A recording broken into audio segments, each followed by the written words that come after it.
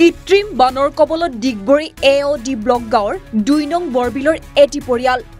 ডিগবৈ মহাবিদ্যালয়ৰ দাঁতিকাষৰীয়া AOD block গাঁও ২ নং বৰবিলৰ ৬ নং ৱাৰ্ডৰ নিবাসী ৰাজেশ থাপা আৰু গীতা থাপাৰ পৰিয়ালটোৱে কৃত্ৰিম বানপানীৰ ফলত বহুতো দুখ কষ্টৰ ভোগা পৰিলক্ষিত হৈছে।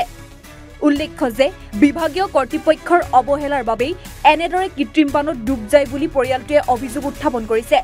ভুক্তভোগী পৰিয়ালটোৱে প্ৰধানমন্ত্ৰী আৱাস যোজনাৰ আবেদন কৰিছিল যদিও আজি পৰ্যন্ত কোনো সুবিধা পোৱা নাই বুলি সাংবাদিকক জানিবলৈ দিয়ে। 1990 চনৰ পৰা ইয়াত আছিলোঁ, বসবাস কৰি আছিলোঁ। আজি মানে ইমান ধৰণৰ পৰা আমাক একো হোৱা নাছিলে, পানী হোৱা নাছিলে। এই বাইপাছ যোৱা বছৰ বাইপাছ হোৱাৰ পাছৰ পৰা আমাৰ আজি কালি নিশা পানী সোমাই গ'ল, ঘৰৰ ভিতৰত পূৰা ভৰ্তি হৈ গ'ল, মানে থাকিব নোৱাৰা অৱস্থা হ'লোঁ। আমি ওচৰত মানে উপটিলাত গৈ পিনে আমি ৰাতি কেনেবাকৈ উৰা নিশাই থাকিবলগীয়া হ'ল।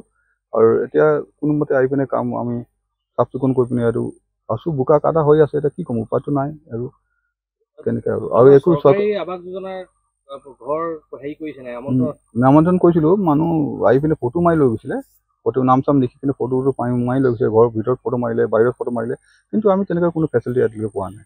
ঘৰৰ জেগাটোৰ নাম কি হয়? আমাৰ এইটো হৈছে আপোনাৰ AOD ব্লক গাঁও কয়, ৬ নম্বৰ ৱাৰ্ড। ডিগবৈৰ পৰা হাছান আখতাৰ ফৰিদৰ ৰিপৰ্ট, এনি ভাৰত 24।